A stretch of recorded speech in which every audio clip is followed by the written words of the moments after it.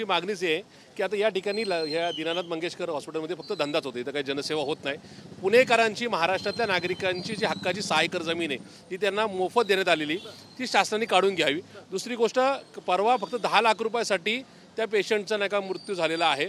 त्याच्यामध्ये यांच्याकडं जो कॉरेस्पॉन्डंट नाही का जे काय आहेत त्यांच्याकडे पूर्ण माहिती घेतलं तर लक्षात येते 32 कोटी रुपये 34 कोटी रुपयाचा जो निधी आहे, ज्याच्यामध्ये त्यांना मेडिकल सेवेतून, पार्किंगमधून, बाकीच्या व्यवसायातून जे उत्पन्न मिळतं त्याचे 2% नाही का त्यांना जनतेवर खर्च करायचे असतात।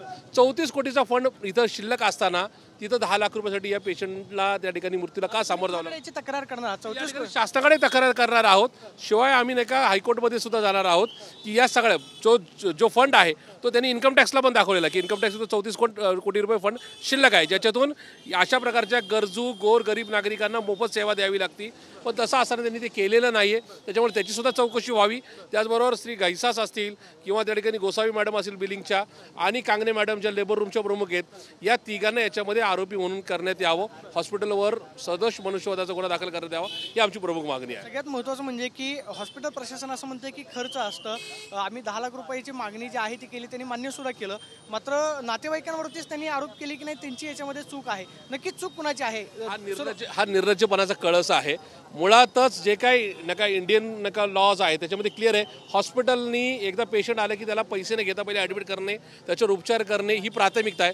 तसं असताना यांनी पैशासाठी सकाळी 7ला जी महिला इथं दाखल झाली तिला दुपारी 1 वाजेपर्यंत आम्ही पैसे घेतल्याशिवाय तुम्हाला ॲडमिट करणार नाही या सबबीखाली ठेवण्यात आलं आणि मग ससूनला पाठवण्यात आलं। त्याच्यामुळे याच्यामध्ये हॉस्पिटलचीच अक्षम्य चूक आहे। आमचं म्हणणं आहे शासनाने एक तर 6 एकर यांची जमीन काढून घ्यावी, नाही तर आता हे पुणेकरांच्याच हक्काची जमीन आहे, याचे आताच्या जे काय प्रचलित बाजारभाव आहे त्यानुसार पैसे सुद्धा वसूल करण्यात यावे। सदस्य मनुष्यवधाचा गुन्हा दाखल करून यांनी मागच्या 20 वर्षामध्ये कुठले पेशंट फ्री ऑफ चार्ज सोडलेत याची एकदा चौकशी करण्यात हायकोर्टात जाणार का? मग 100% मी पुणेकरांच्या हक्कासाठी हायकोर्टमध्ये जाणार आणि जाणार, काही करू। मंगेशकर आता या ठिकाणी लता दीदींबद्दल आम्हाला आदर होता आहे आणि उद्या सुद्धा राहील, पण आता मंगेशकर कुटुंबीय फक्त इथं धंदा करायला बसलेले, त्यांनी पुणेकरांच्या जीवावर उठून धंदा करू नये हीच आमची मागणी राहील। पाहतोय की या सगळ्या प्रकरणाची चौकशी जी आहे ती करण्यात यावी, सदोष मनुष्यवधाचा गुन्हा जो आहे तो नोंद करण्यात यावा अशी मागणी आहे। मात्र 34 कोटींचा फंड जो आहे तो सुद्धा पडून आहे, त्यामुळे या विरोधामध्ये आम्ही हायकोर्टामध्ये जाणार आहोत अशी प्रतिक्रिया प्रशांत जगतापांनी दिल्याच पाहायला मिळते। कॅमेरा पर्सन आम्ही शिवनसोबत प्रदीप कापसे, TV9 मराठी,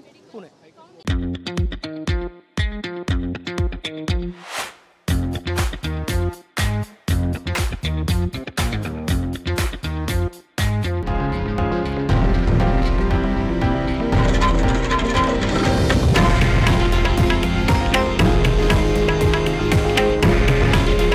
हे आहे देशातील नंबर 1 न्यूज नेटवर्क आणि आपण पाहत आहात TV9 मराठी। काळजी तुमची, हित महाराष्ट्राचं।